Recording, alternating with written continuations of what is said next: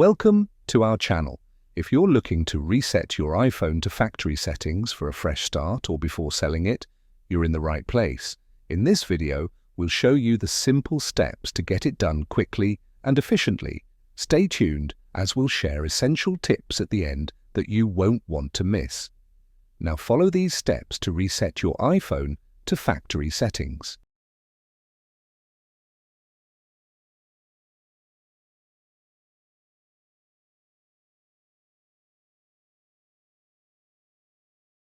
Now that you've learned how to reset your iPhone to factory settings, it's crucial to understand what this means for your device. A factory reset wipes all data and settings, restoring your iPhone to its original state. This is perfect for improving performance, solving persistent issues, or preparing your device for a new owner. Before you reset, make sure to back up any important information you want to keep. This process can help revitalize your device and eliminate unwanted clutter.